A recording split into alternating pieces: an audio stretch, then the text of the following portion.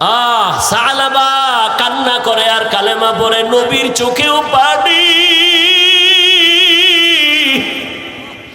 আমার আদরের সালাবা একটু দেখতে পারলাম না, প্রায় 40 দিন কই।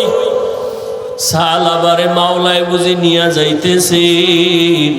সালাবা নবীর হাতের মধ্যে ইন্তেকাল হয়ে গেল। নবী কান্না করে বলে, ও ওমর, তাড়াতাড়ি জানাজার ব্যবস্থা করো, গোসলের ব্যবস্থা করো, কবর খনন করো। সাহাবায়ে কেরাম কেউ গেলেন কবর খনন করতে, কেউ জানাজা রেডি করতে, কেউ কাফন দাফনের গোসলের পানি রেডি করতে। গোসল কমপ্লিট করিয়া কাফনে পড়ায়া সালাবারে খাটিয়ে উঠাইছে। এবার নবী ডাক দিয়া কয়, ওমর, সালাবার খাটিয়া তোমরা যারা কাঁধে নেও একটা অংশ রাখিও, আমি মুহাম্মদ আমার কাঁধে সালাবার লাশ নিব।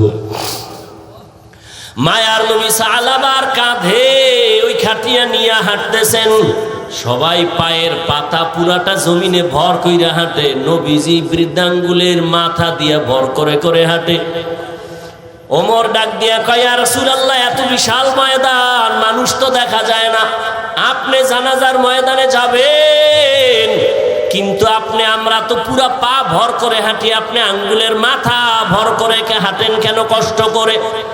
মায়ার নবী চিল্লানি দিয়া কয়, রে ওমর, সালাবার কপাল ভালো, দীর্ঘ 40 দিন কান্না করেছে, আমার মাওলা সালাবার উপরে এত রাজি।